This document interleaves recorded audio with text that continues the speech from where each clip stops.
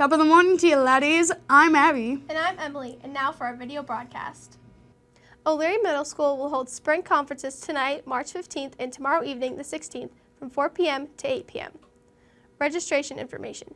Registration books are now available online on the O'Leary website. Also, that applications are available in the office or from the teachers of the application classes. The application deadline for all applications are March 16th. Summer IDLA classes registration starts on March 1st and ends June 10th.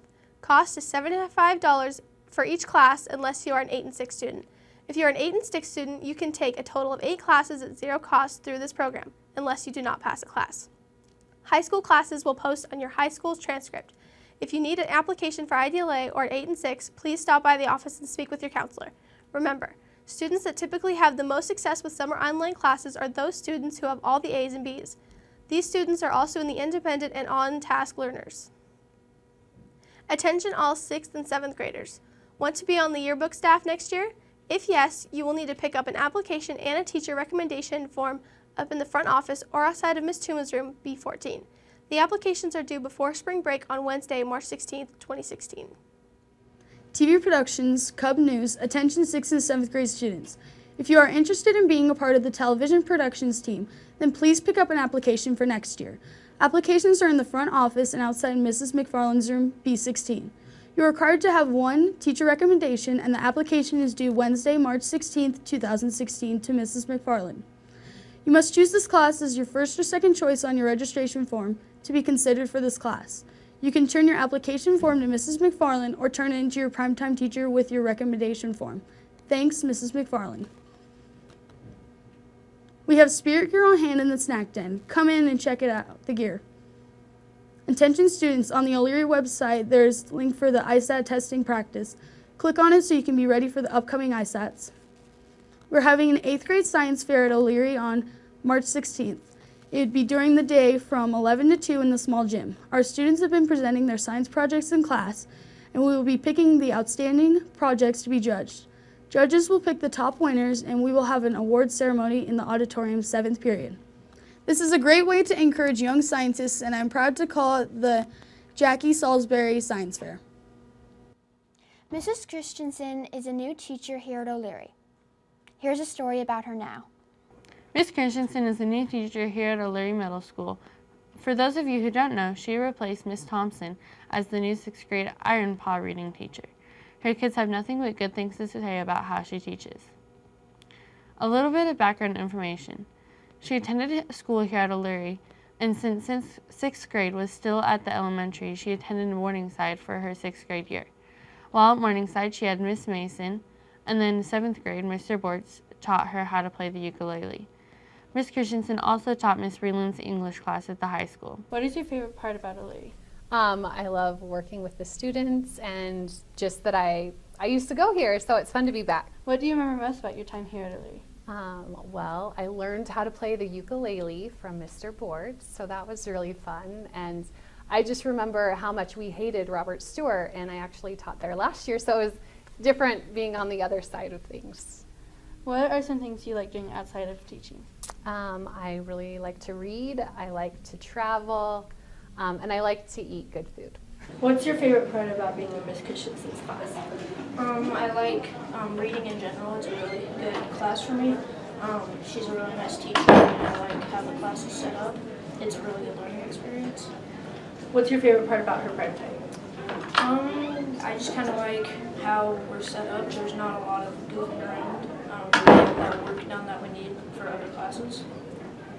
What's your favorite part about having Miss Christensen as a teacher?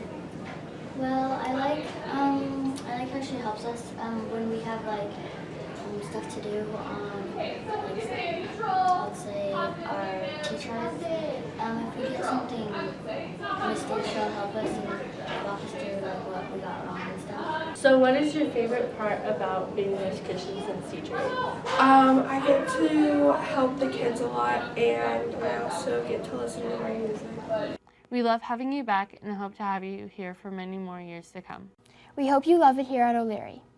NASA has finally welcomed home the astronaut Scott Kelly. Kelly spent 340 days aboard the International Space Station where he researched Journey to Mars. He was one of the first men to be able to stay that long in space. When he arrived home, scientists were excited to find if any medical changes had occurred. So, when Kelly arrived in Kazakhstan on March 2nd, they were surprised to find that Kelly had grown in length a total of 2 inches. Kelly, now very famous for all the tweets and videos he sent down to Earth, is now resting from his amazing adventure.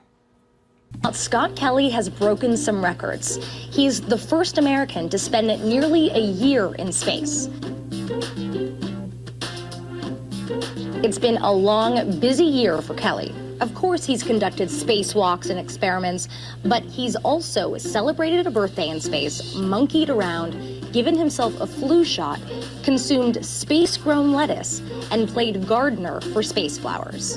In the absence of gravity, the human body does some bizarre things. Your bones thin, muscles atrophy. NASA astronauts have also detected cardiac arrhythmias and decreased heart function in spaceflight, and about a third of American astronauts have developed vision problems. To better understand these changes, Kelly took part in a bunch of studies that tracked how his eyes, his bones, his heart, and even his brain changed due to the microgravity environment. And NASA had the perfect specimen to compare him to, his twin brother, retired astronaut Mark Kelly, who was here on Earth.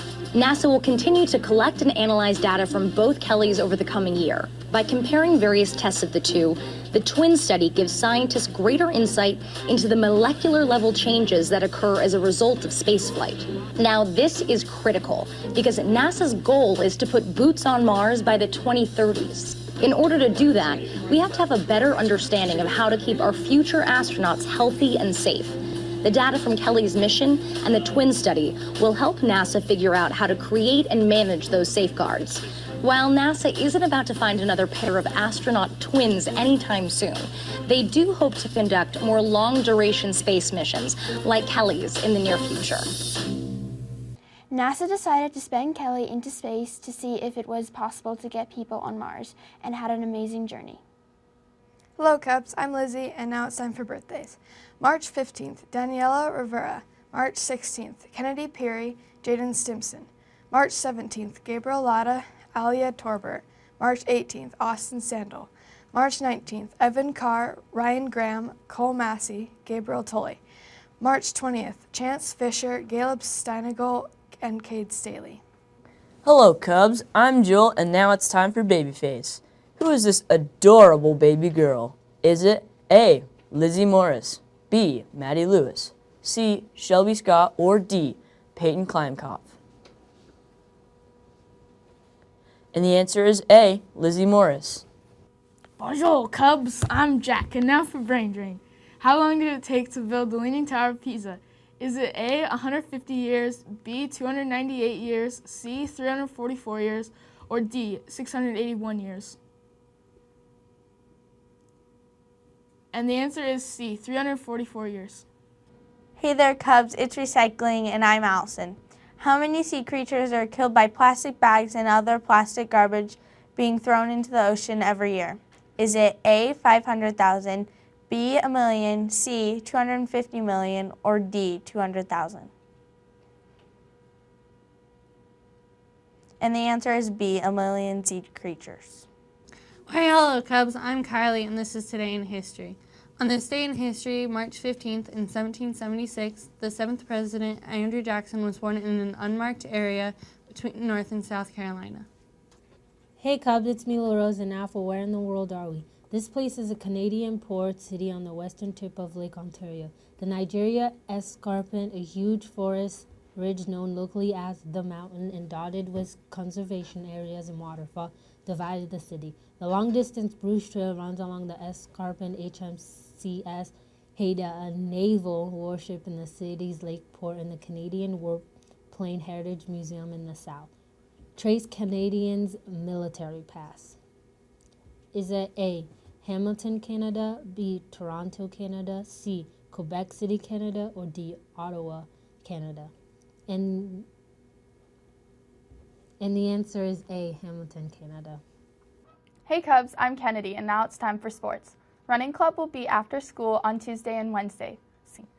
There will be a Bruin baseball spring camp on Monday, March 21st. Pamphlets are available in the front office for anyone who is interested. Hello there, Cubs. It's Shelby, and now for quote.